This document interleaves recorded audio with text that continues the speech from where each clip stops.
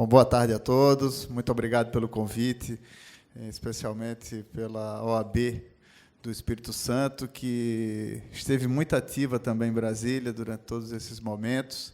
E não foi por outro motivo que nós, através dessa afeição criada, certo, viabilizou talvez todas essas importantes agendas aqui no Espírito Santo, para inserir também nessa discussão de um momento tão importante hoje para o Brasil.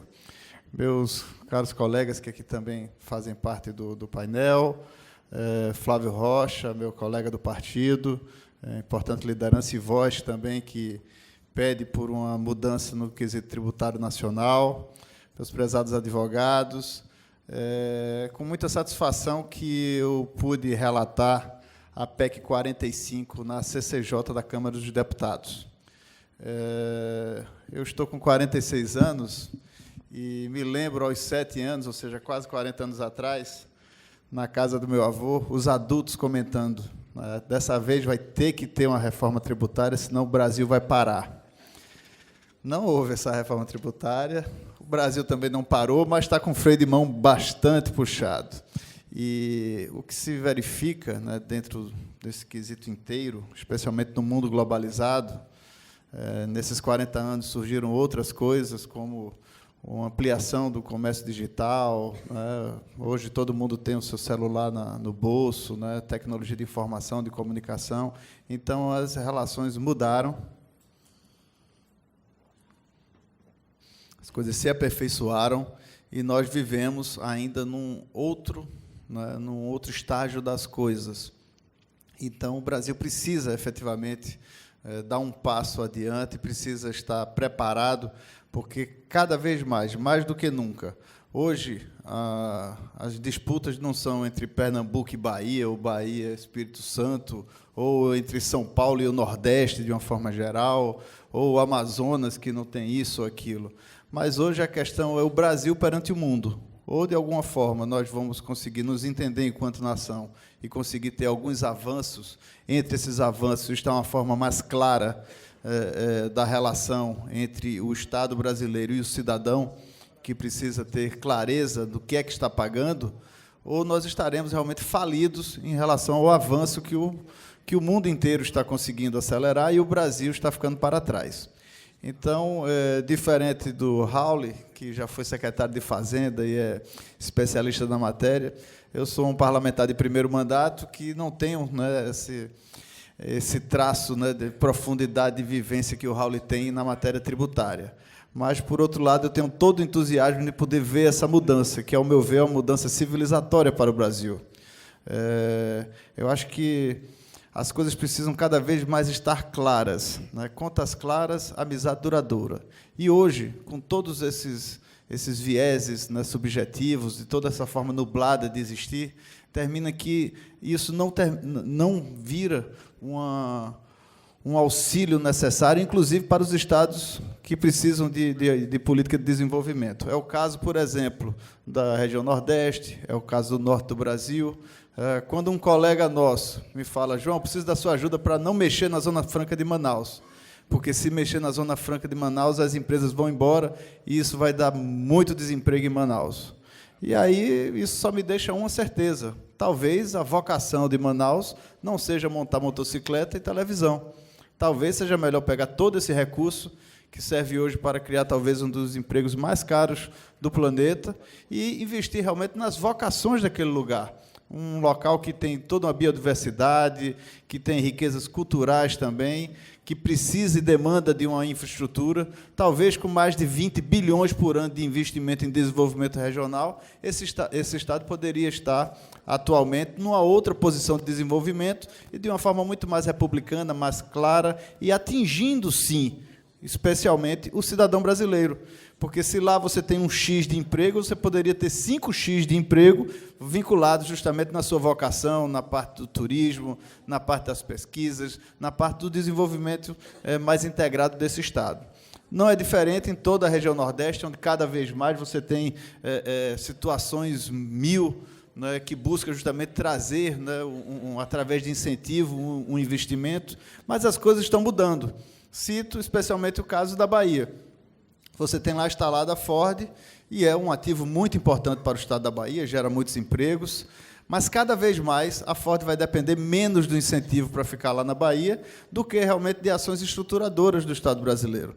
Você imagina que a Ford produz, né, fora do Brasil, o Mustang, lá em Chicago.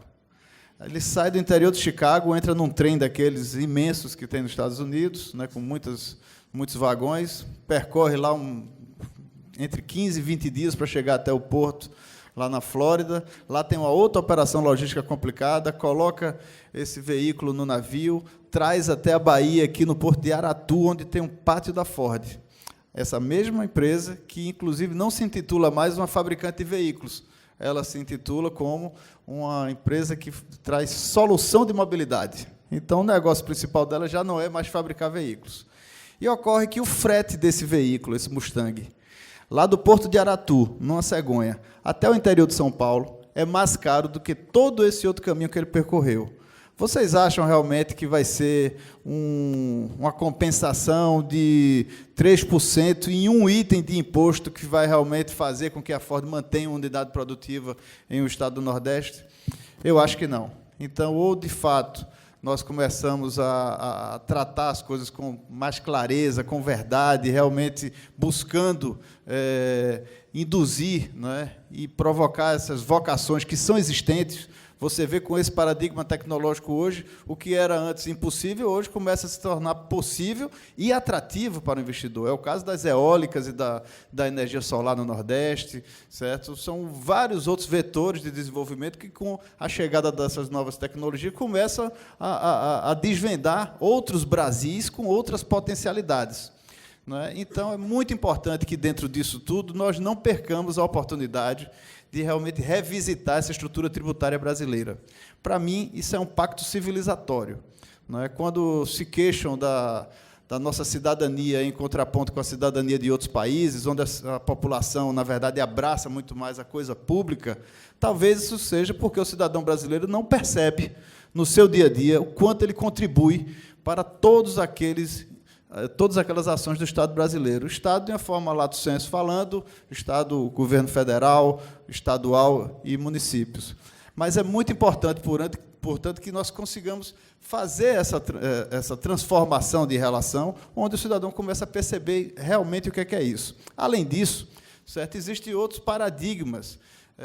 Por um lado, se comemora a relação Mercosul-União Europeia. Olha, isso vai trazer muito investimento para o Brasil. Será?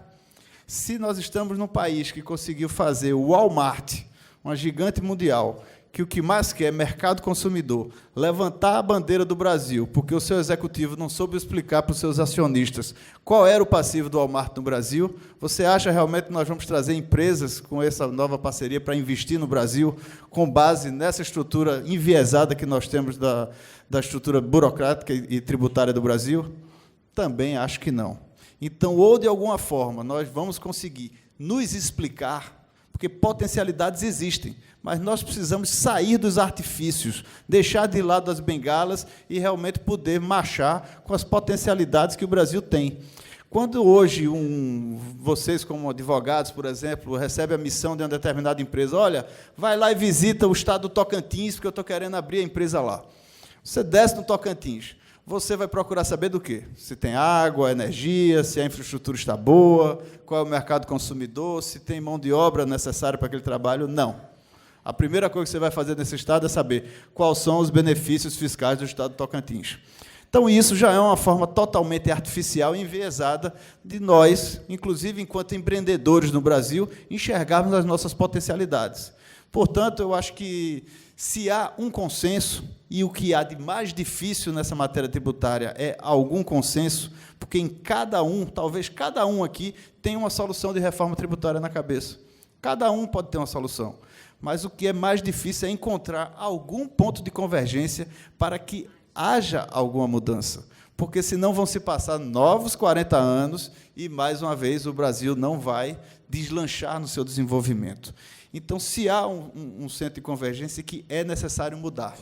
Eu fico, por outro lado, otimista, porque, ao ponto que os estados brasileiros, através de seus secretários da Fazenda, seus governadores, eles manifestam, por exemplo, que querem sim a mudança, certo? Abandonando a antiga estrutura do ICMS, isso me dá sim uma esperança. Quando um próprio estado de São Paulo, talvez o estado certamente mais poderoso economicamente do Brasil, o estado que inicialmente, como estado produtor, era aquele que iniciaria perdendo numa reforma como essa, a exemplo da PEC 45, que foi a que eu relatei na CCJ. Então, bastava o governador de São Paulo dizer que não. O estado de São Paulo tem 70 deputados federais provenientes daquele estado. Só um soluço desse já engasgava qualquer tramitação de reforma na Câmara.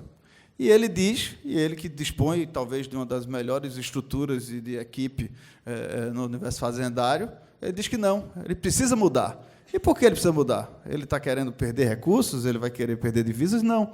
É porque o atual é tão falido que você tem um número que ninguém sabe ainda decifrar, talvez os advogados possam nos ajudar nisso, mas há um número, certo, entre 1 trilhão e 2 trilhões de reais no contencioso do judiciário na parte tributária.